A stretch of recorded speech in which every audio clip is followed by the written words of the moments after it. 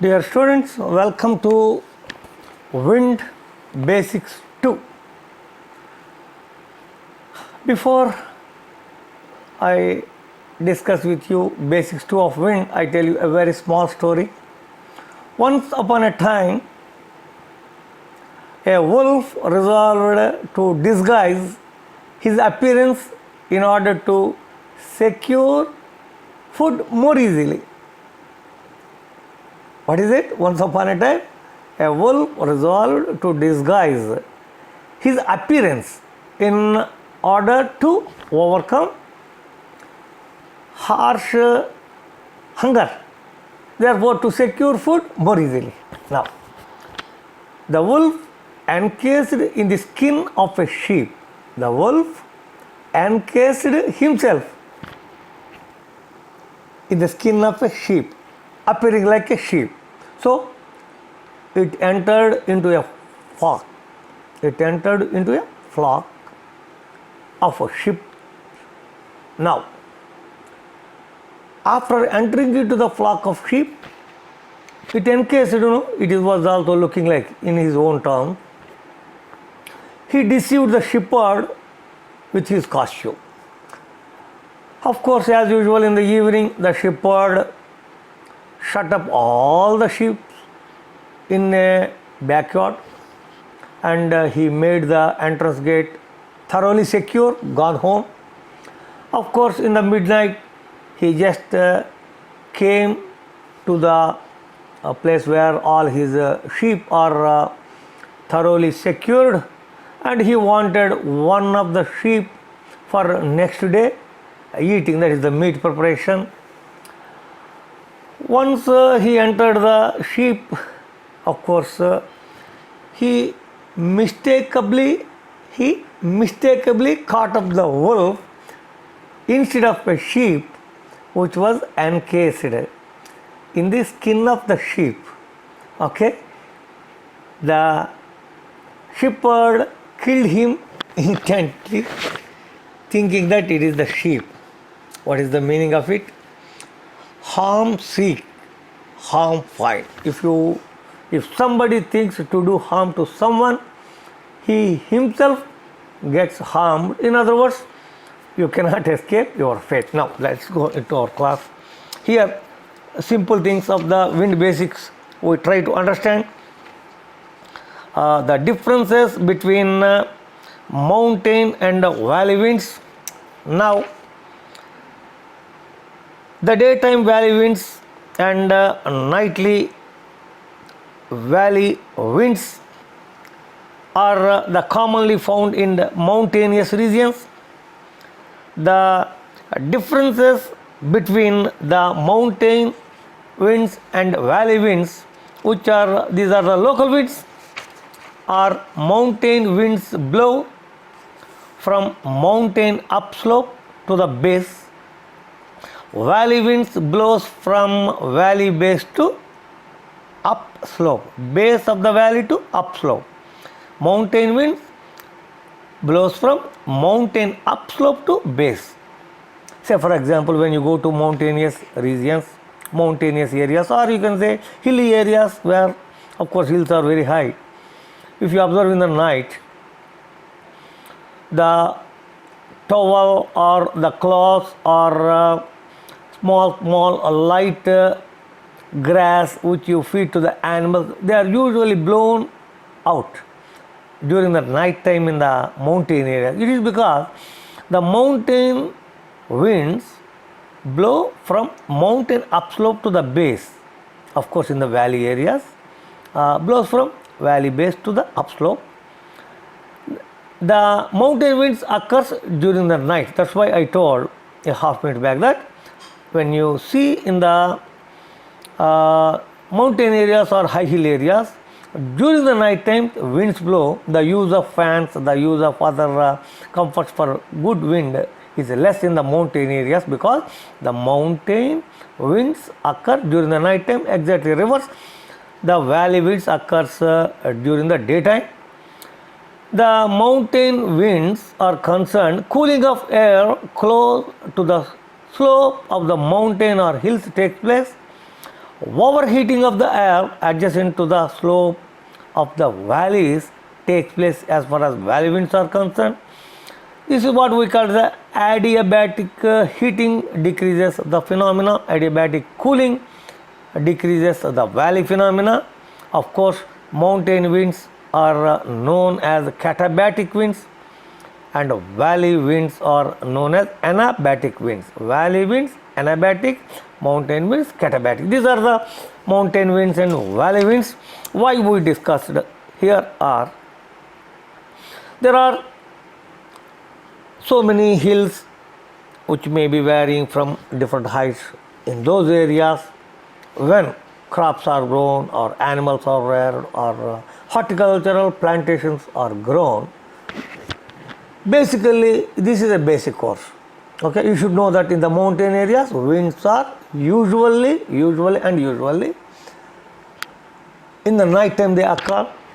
Therefore, to the extent possible, any agriculture operations may be restricted to during the daytime in the mountain areas. Of course, in the valley areas, exactly reverse happens. So, in the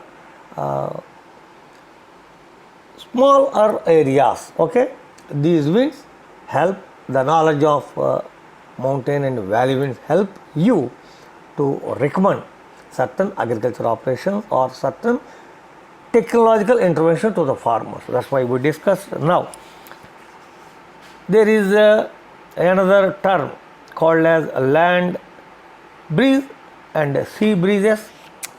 There is a good trend in the coastal areas where the farmers take the advantage of sea and land breezes. If you try to understand the differences, it is more than enough for the basic course. The sea breezes occur during the daytime, the land breezes occur during the night time. The sea breezes flows from sea, the land breezes flows from land. Sea breezes have more moisture than land breeze. Of course, land breezes do not have more moisture as compared to sea breezes. The sea breezes occurrence depends on the topography of the coast to a great extent. Of course, land breezes occurrence depends on topography of the land to a little extent. Sea breezes occurrence depends on topography of a coast to a greater extent. Land breezes occurrence depends on topography of a land to little extent.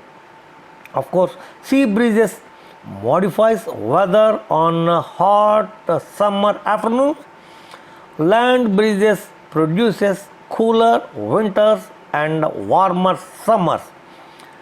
Sea breezes are stronger than land breezes and land breezes are weaker than sea breezes. Now, why we discussed sea breeze and land, how they occur? Simple.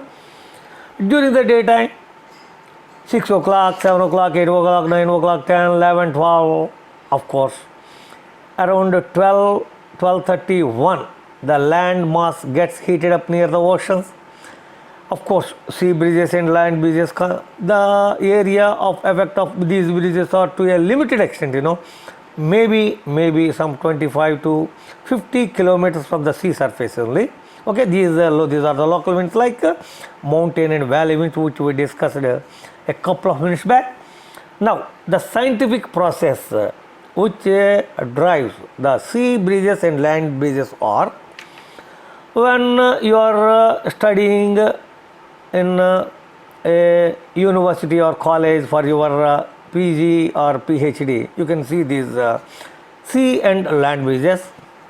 Now, during the daytime, 6, 7, 8, 9, 10, 11, 12, 1, okay, the land gets heated up. Once the land gets heated up, there is a low pressure. So, as compared to the pressure over the ocean or sea where you are studying. So, from the sea where there is a high pressure, so as compared to land, the winds move from sea to the land. That's what we call it as the sea breezes, they occur during the daytime. As compared to land, there is a high pressure over the sea or ocean where you are studying, because the water gets heated up slowly. There is a high pressure there. The land mass gets heated up during the daytime quickly up to 12, 1, 2. Okay. So after that, the sea water tries to get warmer and warmer. So thereby between 4, 6, 7 in the evening, there is a low pressure over the water, that is over the sea or ocean where you are studying.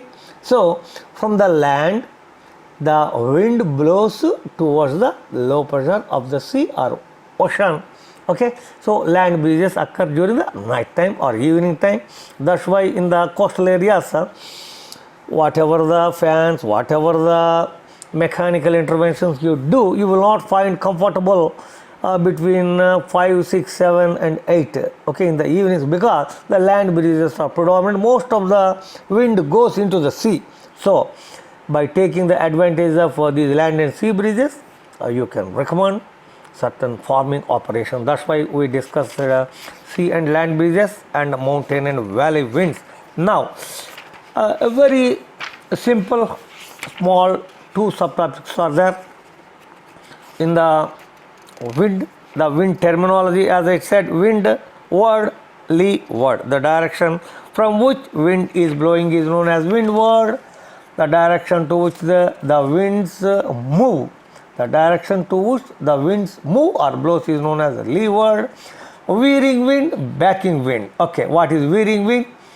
The clockwise change in the direction of the wind, which implies that the wind moves from east to west via south, are known as veering wind. The winds that move from east to west via south are known as veering wind. Exactly opposite. Okay, backing wind, the anti-clockwise direction of the wind, which implies that the wind moves from east to west via north. East to west, south, veering wind. East to west via north is known as backing wind. Of course, a small, even though it is a basic course, you should understand the research results of wind on major crops. For solar radiation we studied, for air temperature and soil temperature. Together we studied on 4 crops, one line. For rice, groundnut, sugarcane and cotton, I would like to say on the research results of wind on important crops. On rice crop, okay, gentle winds during the growing period of rice improves grain yield, and gentle winds from 0.75 to 2.25 centimeters per second helps in increasing the photosynthesis. This is also one of the findings by my own research. As far as groundnut crop is concerned, a frost-free gentle wind during the growing period is essential for groundnut crop. However, high wind speeds result in drying up of the top layer of the soil and do not support germination in groundnut. So, it is advisable to go for deeper sowing. It is advisable to go for deeper sowing at early stages in areas where high winds and low relative humidity persists. As far as groundnut is concerned, I just repeat once again for your academic interest, it is advisable to go for deeper sowing, maybe 5 or 6 centimeters into the soil. Okay, sowing up to that level. For groundnut, of course, groundnut seeds are very expensive. The cost of cultivation of groundnut, if you see, the cost of seeds is almost 60%. So, sowing is very important. That's why, even though it is a basic course, I would like to impress upon you that it is advisable to go for deeper sowing at early stages in areas where the high winds are prevailing. Now, sugarcane crop, wind and frost together cause physical damage and splitting of the cane, thereby juice is solidified in case of sugar. That's why you should select wind and frost free timings, particularly for grand growth period in case of sugarcane. As far as cotton is concerned, of course, apart from apparently drying up the soil, moderate winds do little harm, but strong winds and gales sometimes seriously affect the young delicate cotton. In capsules of the cotton, which open widely, okay, on ripening, the tips curl outwards and the exposed fiber may be blown away by the wind. I just would like to explain.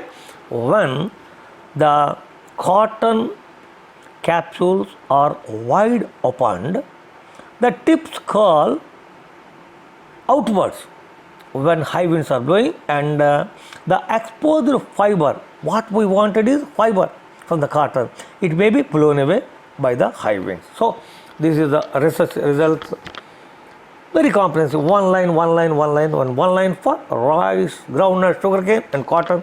Finally, the measurement of wind. What are the units of measurements of wind?